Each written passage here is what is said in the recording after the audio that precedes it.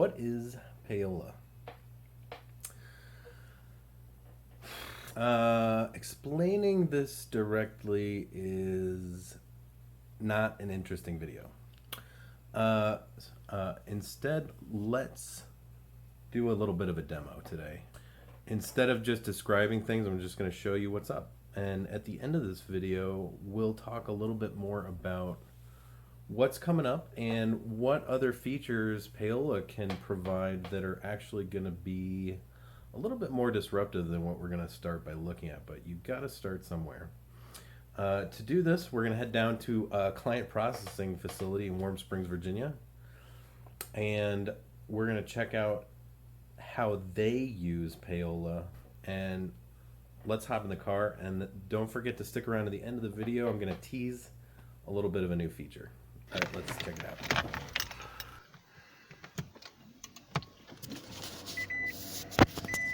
The help of Allegheny Mountain Radio. Looks like we got enough gas. Maintenance required.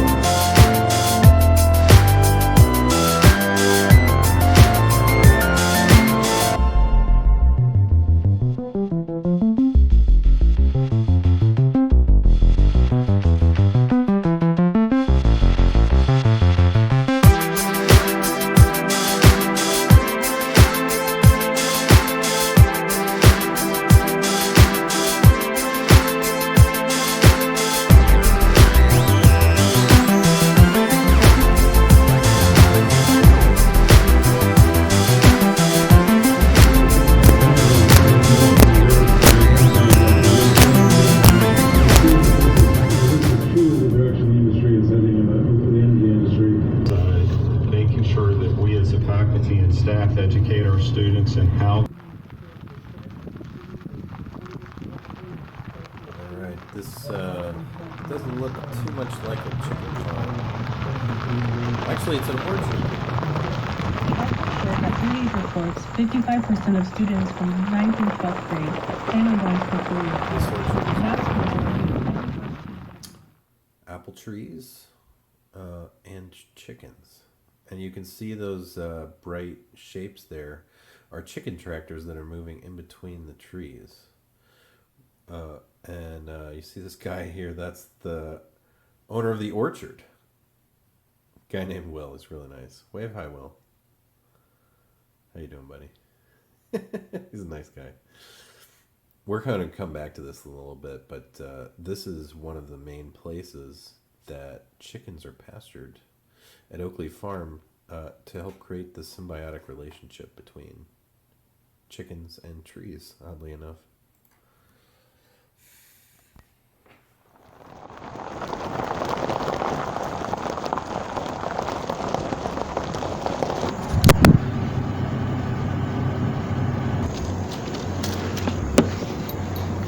Doing. This is the processing center, and the outside has deliberately been burned in lieu of using paint or something else. It's a technique called shishukiban. This is where they process usually on the order of 100 or so chickens every week, and this funny looking drum there is for pulling the feathers off of the chicken automatically. As you can see, they have a nice little processing line there.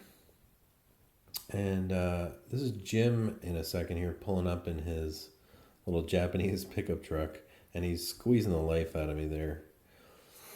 And inside the processing center, we're going to meet Katie. Katie King and Jim King are trying to model their chicken farm a little bit after Polyface in terms of sustainability, pasture raising chickens, and creating different kinds of symbiotic systems. We're going to get to that in just a minute, and then we're going to have a demo. Yes. But I'm going to repeat that. So the industry standard mortality rate averages about 10% for most commercial operations. Wow. What's your rate? For us, offhand, I mean, it does vary, and not having a stable environment to raise our birds in makes a big difference. Like the brooder is the only stable environment. When they're out on pasture, weather, temperature, environmental pressures like predators and so on, all of those can have an effect. We would average, usually it's between 5 and 7 birds that don't make it. Out of 150? Through that process. It's all smooth. I mean, we've gone through where we haven't lost a single bird. So it really just depends. You've had a group of chicks go from delivery, brooder, to how long in the brooder? 3 weeks.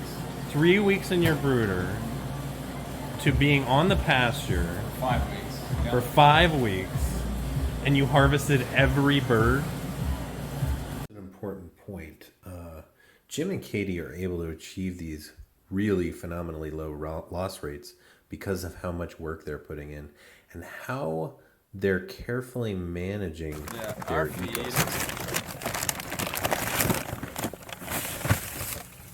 is all just ground grain. Like you can actually tell that that's corn and wheat and so on, peas, yada yada. The other stuff. Jim, one of the questions that I had for you was, have you been able to figure out your feed to meat yield? Yeah, so I think for every pound of, and it also depends on the stage of growth. Like the week before processing, they grow exponentially. It's pretty insane. Really? The older they get, the more they put In on. that 6th through 8th I'm week. sure you can tell us, Yeah. but Jim is hedging But, I mean, quite a bit here. The corn is crossed. They fairly fast. And the reason is that he doesn't really They require have a more good handle on this as they get data. older, but they also They've only been using Payola efficient. this year, and some of the tools to track this kind of thing aren't really available yet. But the data that I'm capturing is there that's going to help him be able to actually have a really good answer, a really precise answer to this question.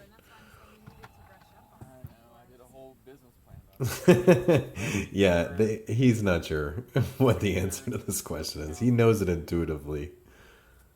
They gain a quarter.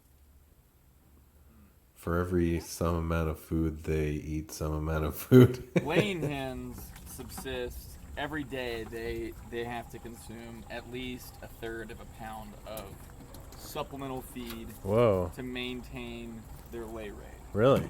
So we could, in theory, just let them free range, and out of 300 some chickens, we might get 50 eggs, 40 eggs. But because we supplement with feed, we get 250 eggs. Whoa, okay. Yeah, they could devote that energy to an egg, not just survival. So they're getting kind of a mix of bugs and... Absolutely. Yeah. That's what they eat, right, is bugs? Bugs, grass. They actually eat grass. Oh, absolutely. I had no idea chickens ate grass. You look at where they've been, What? and it looks like cattle have been through there. You're kidding. So, but as we get our fodder system up and running, we intend to phase out of dry feed altogether. And just feed sprouted grains in addition to forage. Sprouted grains are more nutrient dense and they're incredibly rich in protein, more so than this. So we'll still need to supplement with calcium through the means of oyster shell, which is this. This is just ground up oyster shells, I should say. Whoa. And then, so that gives them their calcium supplement. And then This is grit. It's literally just ground up limestone. What? So You're feeding chickens rocks? absolutely, that ensures that the food that they eat can be ground up and processed. In their gizzard. Exactly. Oh. Their gizzard is just a giant muscle that squeezes. It's like and extra turns. teeth. Yeah. Well, they have Oh, no teeth. man. So they usually get. Geez, so. We actually, our first year, we went down to the river and like scooped up little bits of like river rock, these tiny little bits to try to save on costs for this stuff, and Oh, yeah? brought our own to the chicks. Little gravelly bits? Yeah. So chick grit, like as the chickens grow, they require different sized grit. So when they're chicks, they have these little fine things. What? And once, for our broilers, when they're moved out on pasture, the broilers get grit. But you can see the difference between, this is broiler grit, this is laying hen grit.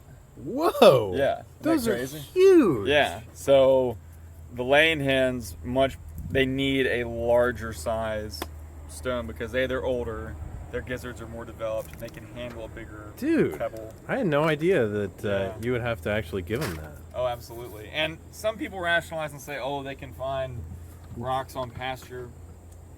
A, that's going to vary greatly depending on what your pasture's like. And B, if your ground is that bare, where they're able to get rocks, scratching up rocks, then you've got a different issue. I mean, they'll uncover areas and make dust baths and stuff, but it all grows back. Shouldn't have that abundant of a source of rocks in your pasture. Hop on in. Ready to go? Say it again, baby. Hop on in. Let's go for a ride.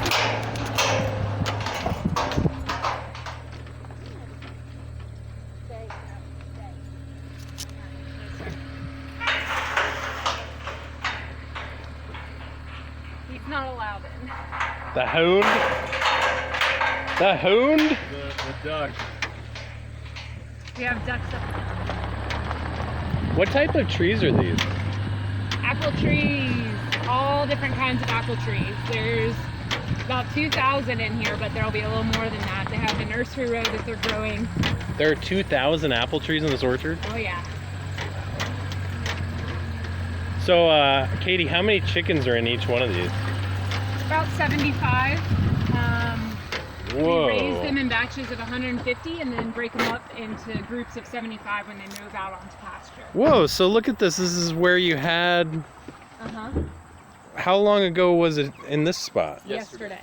Every single day they move to a new spot forward. Oh my gosh. And so they're going towards the nice lush grass that they've been on. They came down this last week. Really? So now it's grown back up. And, That grew already from a week ago? is it two weeks ago? 2 That's weeks. still pretty incredible. Yeah. So they fertilize and it gives nutrients to the trees. They eat all the bugs, which help keep the pests down. And Oh, right. So It's a very symbolic. there could be symbiotic relationship. symbiotic. there could be bugs that would attack the trees, but the chickens are getting at least some of them. Yeah, yeah. And they love Whoa. them. They love the bugs. They'll actually go for clover. So they eat a lot of the clover. You'll see most of the clover in each one of the patches. It's part of a that's on. system. Absolutely. Yeah. So this kind of system is why you guys can compete with these tighter margin processors, right? There you go, chickers. Yeah, the morning is the most labor intensive. Oh, really? It's because you have to move them all. Yeah, you open each one to pull out the feeder so that when you're moving it, you don't like hit anything. So open each one, get the feeder out, then move it forward the length of the chicken tractor so it's all fresh grass, and then put fresh water in, fill the feeder, put the feeder back in there. And when you put the feeder back in, they're all like, ooh, food. So you have to put some food on the ground elsewhere so that they don't all attack the same spot and all this stuff. And then you move on to the next one. It takes up to an hour and a half to do morning chores for these guys, plus the 45 minutes for the laying hens, and then the however long in the brooder, just depending on how many chicks we have. It's a lot of time. Is there a philosophy behind like not attaching the little feedy guy to the side of this It catches on stuff, and while you're moving it? it's it's just a lot more awkward to feed, especially. And it's nice to have it in the center where birds can be on either side of it. If you Yeah. mount it, they can only get access to it on one side, so less birds are able to eat at a time. And they scratch each other to get to food, so then you have torn skin and stuff like that that doesn't look good on them. Man, you guys are thinking about a lot of stuff.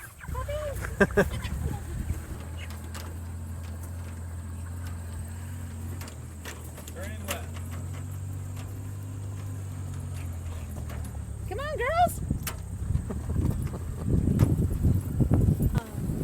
So we're getting the Depends younger birds here. So here's, yes, they are. Well, so it depends on where the dolly is left too, because that's wherever he starts in the morning. So he finished this morning here. So tomorrow morning, since the dolly is here, he'll start here.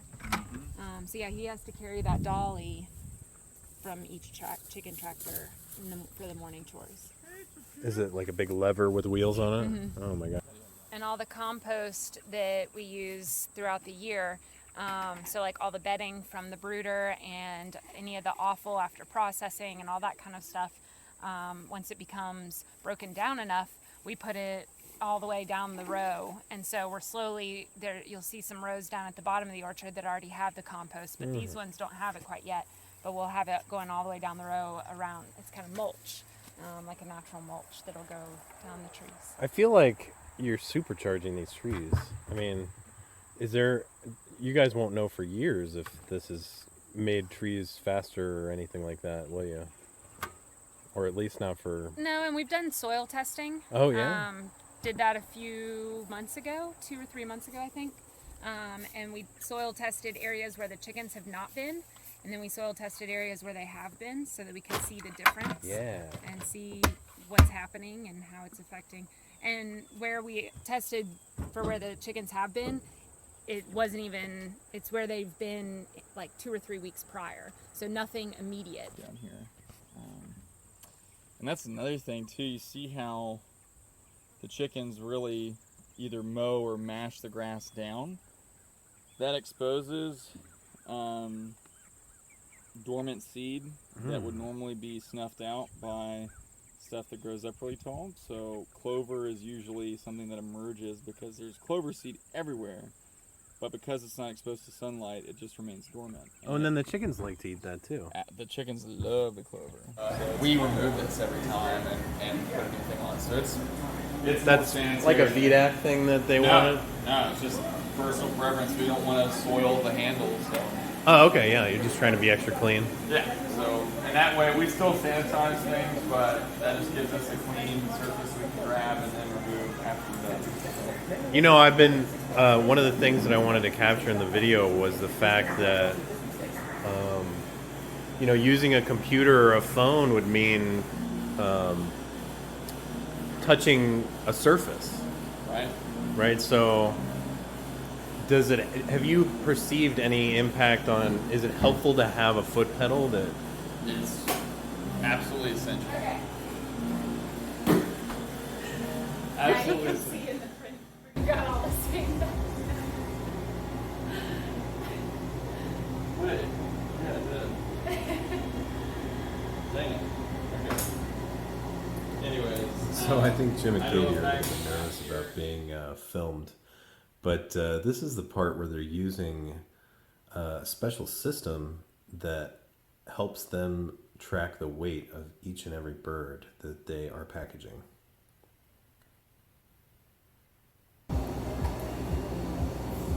So cool. Cool, so you're able to capture the weight right there. Yep. So the way this works is Jim and Katie have entered prices for everything, and they've set it up so that when clicking on that foot pedal, it activates step by step through reading these things in inventory in the computer. Each one of these labels Katie has a QR code on it that the computer can read instantaneously. So the whole idea here is that she's able to package, apply a label, weigh in whatever it is that they're labeling, and they can apply a specific label for each type of thing that they're putting into their inventory. So you'll see in a second that they have a big pile of labels up here, and she's applied a specific one to this meat. The scale is hooked to the computer, and then when she activates the foot pedal, the computer keeps track of the weight of the code that it was read in by the camera. Katie likes to write down the weight because she's very fastidious, but the weight is captured in the Payola database, and hopefully it will help the Kings figure out things like their feed to meat yields. So good. Have you been able to put some of the labels on other areas when Yes. it's wrinklier? And it's been awesome. This one's not bad. No, these usually do pretty good, so I keep them on there, but the feet. So I Oh put them yeah, on because the- there's so many little lines. Yeah, I did a bunch of it this morning. You can see, you'll see it in the inventory when you go look at yours. Oh really? But Oh yeah, that's way better. Okay. yeah. So if you look closely, Katie's holding a label there that says dog treats, actually. And the system is smart enough to figure out that certain items like dog treats are meant to be priced each or by account instead of by weight. So that is actually priced at $1 for them. And if you were to look at one of these whole broilers, it actually says whole broiler on the label. So, come on in here. Let's say somebody wants a pack of wings. So you would go to that item, mark it as sold, click on my little scanner. Boom. There's all the details about it. And then I'd add it to my cart to see the total. And boom. There we go. That was Let's an do it internet again. issue. I'm gonna Oh, blame I the gotta internet. mark this Mark one. it active, yeah. That'll be good too. There we go. Boom. Add it to my cart. Oh, look at That's that. my new You've got an total. active item and a sold item in the cart. That's pretty cool. Yeah. Who made It's that? awesome. So the way this all works is that we're tracking the history of each item as it goes through different states or moves to different locations or even price changes, anything about it really. You can see a little bit of that history here in a screenshot. One thing that I found that I was like, ooh, I wonder when we'll be able to do this. So I want to see what we have at the Highland Center. So I click on it, and it tells me up here that there's 66 items total. So I want to see what of those items are active versus what's already sold. So how can I narrow down and select just the active ones? Because I know this current filter is on the location. Yep. How can I add another filter? You can, yeah. You have to go back a page. Okay. So click on Add to Builder for Active, Okay. and then click on go down to the Highland Center one Yeah, right here. right there, and click that. Add to builder. Yep. And go up to the top and Okay. hit View. Whoa. Okay. How's you guys' internet doing here? It's actually Not bad. this morning it was really iffy. Okay, so now you can Awesome. see only 53. active things Cool. at that location. Awesome. And you Okay. see a count and price total. Yeah. That is so okay. Sweet. So now you know That's how what I much needed. product you have at the Highland Center. That's what I needed. That's cool. Cool. Thank you. The feature where you can enter in the code if for some reason it doesn't scan, which is a rarity. Fantastic.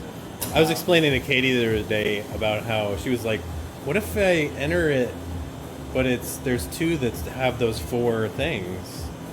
And I don't know if she told you about that conversation, but the system will actually whittle it down to one before it shows you the result.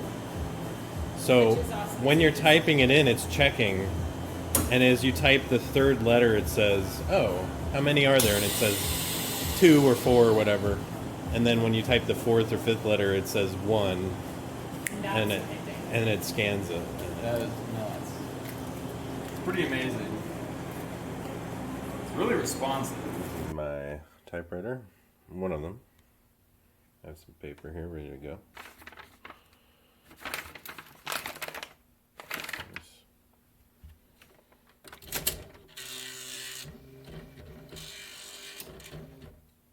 Yeah. Pretty cool, huh? So, there you have it. My good friends Jim and Katie.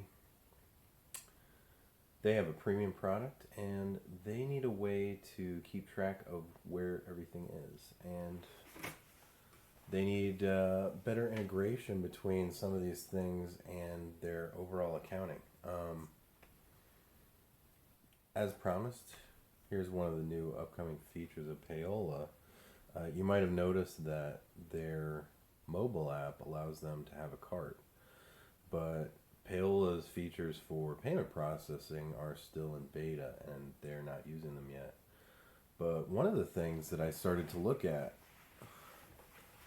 when I was looking at payments is that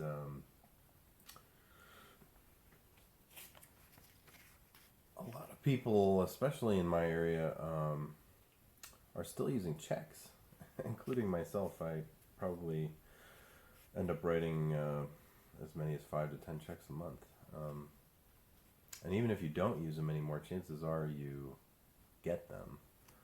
It's really hard to run a business nowadays without having some kind of check system. Whether it's for payroll or invoicing or other things like that. Checks actually line up in part of the accounting sort of framework. Anyway, what I started to realize the other day when I started figuring out how to print my own checks is that I could track these the exact same way that the Kings do. And this could change the way check cashers and banks operate in terms of security. Right now there's a couple of systems out there for uploading your transaction register, for instance, but just being able to check the values of a check yourself to be sure that you're accepting a good check and not put all that on the bank is really valuable. Not a lot of people know this, but when you accept a check and try to deposit it in your bank account, you're putting your credit on that check. And if it isn't paid by the bank, if it's a bad check, you owe money. So being able to scan a code from somebody that sent you a check and maybe see the details of it, see that it's a good one before you accept it, could be pretty valuable to people. So there you have it. Thanks for tuning in.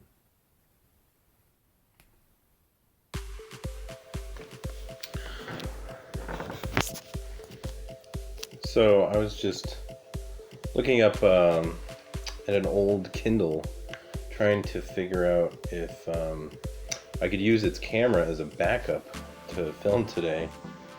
And I found that the last time it was used to take pictures was by Claire to make a promotional video for the Kings. And it's just kind of funny to see the two of them there. She made all these videos.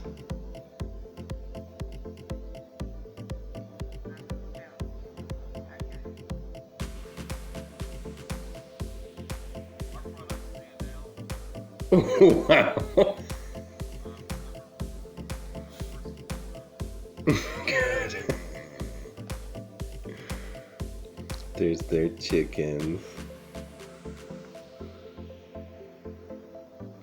Hey guys, find somebody who looks at you the way Katie looks at Jim. Am I right?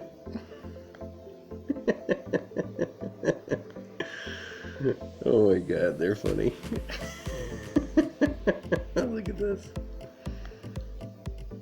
Oh